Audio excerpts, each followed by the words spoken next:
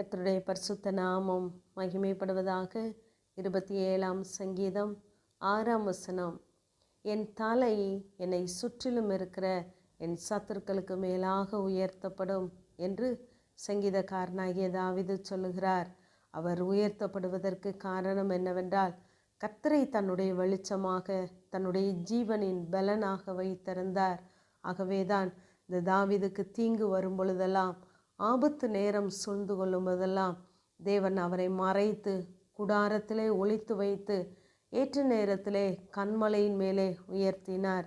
12ஆம் வசனத்திலே தாவீது இப்படியாக தேவனை பார்த்து கேட்கிறார், என் சத்துருக்களின் இஷ்டத்திற்கு என்னை ஒப்பு கொடாதையும் என்று. அவனை இவன் கையில் விடுவதில்லை என்று சொன்ன தேவன் தாவீதை சத்துருவின் இஷ்டத்திற்கு ஒப்பு கொடாதபடி இங்கு பாதுகாத்தார். நம்முடைய வாழ்க்கையிலும் தேவன் நம்மை இப்படி பாதுகாக்க வேண்டுமென்றால், நாம் நம்முடைய சூழ்நிலைகளின் நிமித்தம் நிமிர்ந்து பார்க்கக்கூடாது இருக்கலாம். அவமானங்கள், அநேக இழப்புகள், பாரங்கள் நம்மை அழுத்தி கொண்டு இருக்கலாம். ஆனால் தேவன் நம்மை இப்படிப்பட்ட சூழ்நிலைகளின் மத்தியிலே நம்முடைய தலையை உயர்த்த வேண்டுமென்றால், கர்த்தரை, கர்த்தருடைய வார்த்தையை நம்முடைய வெளிச்சமாக வைத்திருக்க வேண்டும். நம்முடைய ஜீவனின் பலனாய் நாம் கர்த்தரை வைத்திருப்போமானால் நாம் எந்த மனுஷனுக்கும் பயப்பட தேவையில்லை. கர்த்தரிடத்தில் நாம் எதை நாடுகிறோமோ அதையே நாம் கேட்கிறவர்களாய் இருக்க வேண்டும். அப்பொழுது தேவன் நம்மை எல்லா தீங்குக்கும் விலக்கி பாதுகாத்து நம்மையும் நம்முடைய சத்துருக்களுக்கு முன்பதாக நம்முடைய தலையை அவர் நிச்சயமாகவே உயர்த்துவார். சத்துருக்களுக்கு முன்பாக ஒரு பந்தியை ஆயத்தப்படுத்தி நம்முடைய என் தலையை எண்ணெயால் அபிஷேகம் பண்ணுகிற தேவன் நம்மோடு கூட இருக்கிறார். அநேக நேரங்களிலே நாம் இந்த வார்த்தையை வாசிப்பதோடு நின்று விடுகிறோம்.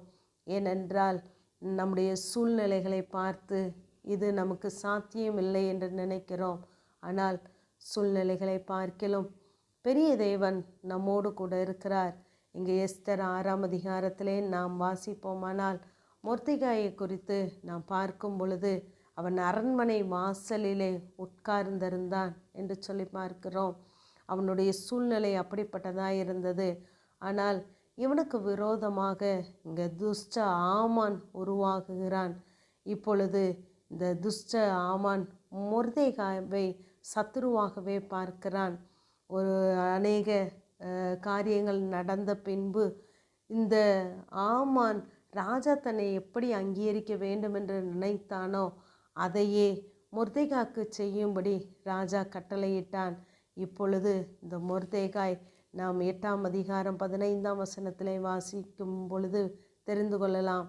மொர்தெகாய் இளநீலமும் வெள்ளையுமான ராஜ வஸ்திரமும் பெரிய பொன் முடியும் பட்டும் இரத்தாம்பரமும் அணிந்தவனாய் ராஜாவின் இடத்திலிருந்து புறப்பட்டான் என்று பார்க்கிறோம். அவன் வாசலிலே தான் இருந்தான். அவன் யாரையும் குறித்து முறுமுறுக்கவில்லை. ஆனால் அந்த சத்துருக்கு மேலாக இவனுடைய தலையை தேவன் எப்படி உயர்த்தினார் என்று நாம் பார்ப்போம். ஆகவே நம்முடைய வாழ்க்கையிலும் நம்முடைய காரியங்களை மாறுதலாய் முடிய பண்ணுகிறவர் நம்மோடு கூட இருக்கிறார். ஸ்தேவானை குறித்து நாம் பார்ப்போமானால், அவன் வெறும் பந்தி விசாரிப்புக்காரன்தான். ஆனால் அவனுக்கு இருந்த ஞானம், ஆலோசனை சங்கத்தார் அவனுக்கு எதிர்த்து பேசக்கூடாதபடி அத்தனை ஞானம் படைத்தவனாய் இருந்தான். அவனுடைய ஸ்தானம் அவனை ஒரு தடையும் பண்ணவில்லை தேவன் உயர்த்துவதற்கு.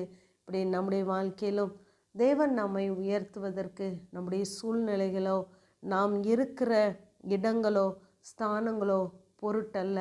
அவர் நம்மை நம்முடைய சத்துருக்களுக்கு மேலாக உயர்த்த வேண்டும் என்று நினைப்பாரானால், நாம் கர்த்தருடைய வார்த்தையை பிடித்து கொண்டு கர்த்தருடைய வார்த்தையை நாம் வெளிச்சமாக நாம் வைத்திருப்போமானால் நிச்சயமாகவே நம்முடைய தலை நம்முடைய சத்துருக்களுக்கு மேலாக உயர்த்தப்படும்.